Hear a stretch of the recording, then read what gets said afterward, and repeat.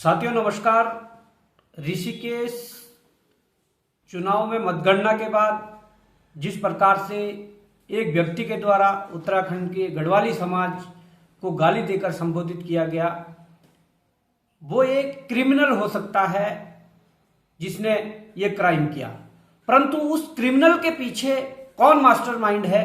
मैं सुबह से देख रहा हूं कि व्हाट्सएप के कई ग्रुपों में, फेसबुक पर एक ऑडियो तैर रहा है, जिस ऑडियो को जो मंत्री प्रेमचंद अग्रवाल जी है उनका बताया जा रहा है और वास्तव में आवाज से वो वैसा ही लग रहा है। उसमें वो कह रहे हैं कि हमें भिड़ना है पूरी तरह से, इसलिए जा रहे हो तुम। ये अपने जब काउंटिंग के लिए उनकी टीम जा रही है, उनके अंदर इस प्रकार की ऊर्जा वो पैदा कर रहे हैं कि तुम्हें वहां जाकर भिड़ना है, तुम्हें पूरी तरह से, इसलिए तुम वहां जा रहे हो। वो कह रहे हैं कि किसी की शर्म नहीं, किसी की लिहाज नहीं।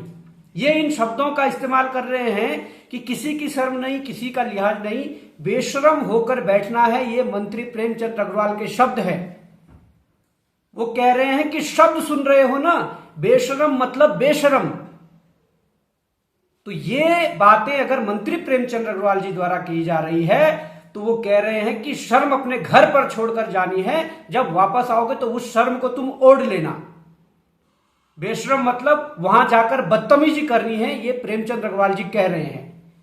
वो कह रहे हैं कि वहां पर भिड़ना पड़े तो भिड़ना, शर्म को बेशर्मी में तब्दील कर दो, ये उनके शब्द हैं।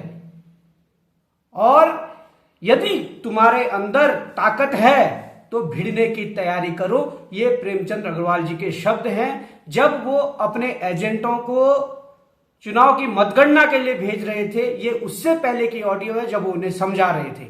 और मैं चाहूंगा कि पूरा उत्तराखंड इस ऑडियो को सुने जो इस वीडियो के बाद में अटैच हो रही है, क्योंकि जिस प्रकार का माहौल इस देवभूमि में बनाया जा रहा है, वो आज चाहे खानपुर में जो स्थिति हुई हो उसका मामला हो, या प्रेमचंद अग्रवाल जी द्वारा जो उस व्यक्ति के पीछे सबसे बड़ा मास्टरमाइंड है जिसने गढ़वाली समाज के लोगों को गालियां दी है। मैं समझता हूं कि आप इस ऑडियो को पूरा सुनोगे और अपनी अपनी प्रतिक्रिया दोगे कि ऐसे मंत्री के साथ किस प्रकार का व्यवहार और किस प्रकार का एक्शन हम सबको लेना चाहिए, ये आप उसमें सुझाव देंगे। और जिस प्रकार की मानसिकता यहां पर मंत्री प्रेमचंद अग्रवाल जी ने दर्शाई है, निश्चित तौर पर उनके खिलाफ हमारे समाज को एक्शन लेना पड़ेगा। जय हिंद, जय हिंद, जय भारत, जय उत्तराखंड। और आप ऑडियो सुनिए। हम जीत भी रहे हैं, ये भी सच है। हमारी निगाह भी तेज होगी तो हमारा उतना बढ़िया हो जाएगा। और एक जैसा इन्होंने बताया ना, और ऊपर नीचे वो वाला, उसमें भिड़ना है पूरी तरह से, वो इसीलिए जा रहे हैं आप लोग। मतलब किसी का शर्म नहीं, किसी की लिहाज नहीं, बेशरम होके बैठना है वहां। शब्द सुन रहे हो ना, बेशरम समझते हो? हाँ जी, बेशरम होके वहां रहना है। शर्म तो अपने घर पे छोड़ के जाना है, जाके फिर ओढ़ देना शर्म।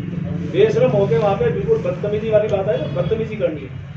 क्योंकि जो रात जाके बदतमीजी कर सकता है, जो वहां पे हमारे उनसे बदतमीजी करता है, तुम कल्पना करो भी और क्या कर सकते हैं लोग। वहां पे भिड़ना पड़े, भिड़ना है, डरना नहीं है। मैं खड़ा हूं तुम्हारे साथ, ये मान के चलना तुम।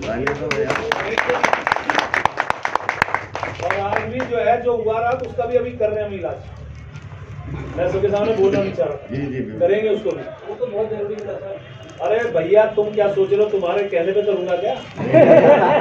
सब काम हो रहा है अपने हिसाब से होगा, क्योंकि हमारे बीच में कभी कभी गड़बड़ हो जाती है। तो हम अपना कुछ बातें नहीं बोल रहे हैं, कुछ हम शंभू को बोल रहे हैं, कुछ संतोष को बोल रहे हैं, कुछ हम अपने यहाँ बोल रहे हैं, तो मैं ताइंदर को बोल रहा हूँ, कहीं मैं रविंदर को बोल रहा हूँ। ये जितने जो बातें हुई, तुम्हें तो इसको पता नहीं हम क्या क्या काम कर रहे हैं। और तुम्हें बताना नहीं होता, बताने के लिए नहीं खड़ा हूँ, मैं तुम्हारे सपोर्ट में खड़ा हूँ। समझ रहे हो ना? ये हमारी इज्जत का सवाल है। अब आखिरी टाइम है जिसमें हमें अब अपनी आंखें पैनी करके, मतलब जो दो आंखें हैं तो चार बना के चलो। शर्म को बेशर्म में तब्दील कर दो। और यदि तुम्हारे में ताकत है तो भिड़ने की तैयारी करो।